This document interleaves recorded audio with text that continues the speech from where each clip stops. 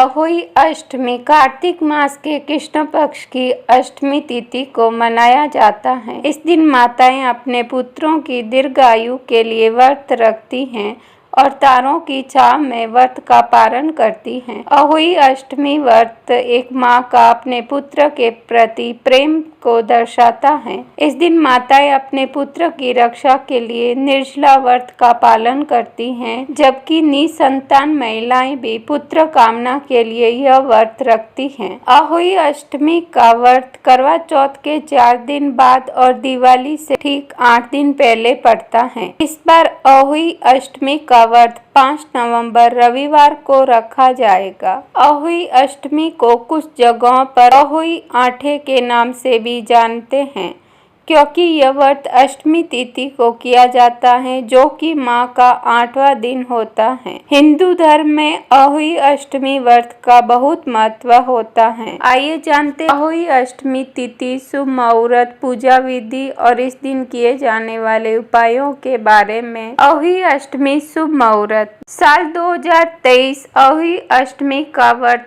5 नवंबर 2023 रविवार को रखा जाएगा।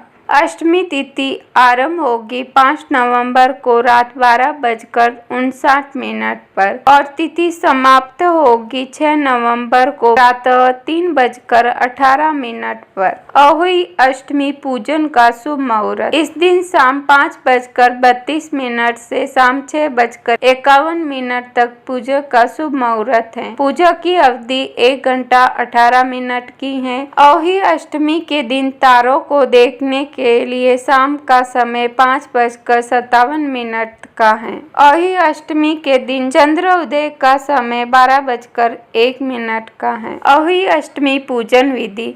इस दिन सुबह जल्दी उठकर स्नान करें। पूजा के समय पुत्र की लंबी आयु और उसके सुखमय जीवन की कामना करें। इसके बाद अहोई अष्टमी व्रत का संकल्प करें। माँ पार्वती की आराधना करें। अहोई माता की पूजा के लिए घेरू से दीवार पर उनके चित्र के साथ ही साई और उसके 7 पुत्रों की तस्वीर बनाएं। माता जी के सामने चावल की कटोरी, मूली, सिंगाड़ा आदि रखकर अष्टोई अष्टमी की व्रत कथा सुने या सुनाएं। सुबह पूजा करते समय लोटे में पानी और उसके ऊपर करवे में पानी रख के इसमें उपयोग किया जाने वाला करवा भी वही होना चाहिए जिसे करवा चौथ में इस्तेमाल किया गया हो। शाम में इन चित्रों की पूजा करें। लोटे के पानी से शाम को चावल के साथ तारों को अर्घ्य देकर संतान की लंबी उम्र और सुखदायी जीवन की कामना करने के बाद अन्न ग्रहण करें। इस व्रत में सास या घर की बुजुर्ग महिला को भी उपहार के तौर पर कपड़े आदि दे।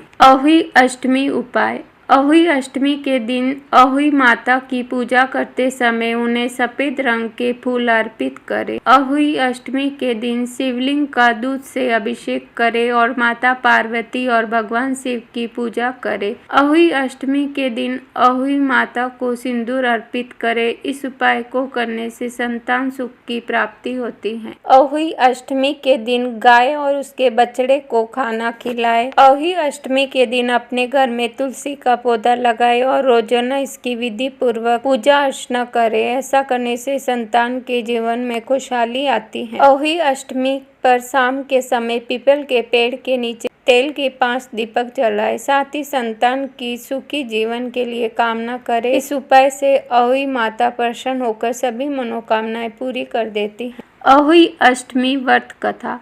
एक समय की बात है, किसी गांव में एक साहूकार रहता था। उसके 7 बेटे थे। दीपावली से पहले साहूकार की पत्नी घर की पुताई करने के लिए मिट्टी लेने खदान में गई। वहां वह कुदाल से मिट्टी खोदने लगी। देवयोग से साहूकार की पत्नी जहाँ मिट्टी खोद रही थी उसी स्थान पर साई की मान थी, जहाँ वह अपने बच्चों के साथ रहती थी। अचानक कुदाल साहूकार की पत्नी के हाथों से साई के बच्चे को लग गई, जिससे उस बच्चे की मृत्यु हो गई। साई के बच्चे की मौत का साहूकारनी को बहुत दुख हुआ, परंतु वह अब कर भी क्या सकती थी। वह पछतावा करती हुई अपने घर लौट आई। कुछ समय बाद साहूकारनी के एक बेटे की मृत्यु हो गई। इसके बाद लगातार उसके 7 बेटों की मौत हो गई। इससे वह बहुत दुखी रहने लगी। एक दिन उसने अपनी एक पड़ोसन को साई के बच्चों की मौत की घटना सुनाई और बताया कि उसने जानबूझकर कभी कोई पाप नहीं किया। यह हत्या उससे गलती से हुई थी, जिसके परिणाम स्वरूप उसके 7 बेटों की मौत हो गई। यह बात जब सबको पता चली तो गांव की वृद्ध औरतों ने साहूकार की पत्नी को दिलासा दिया। वृद्ध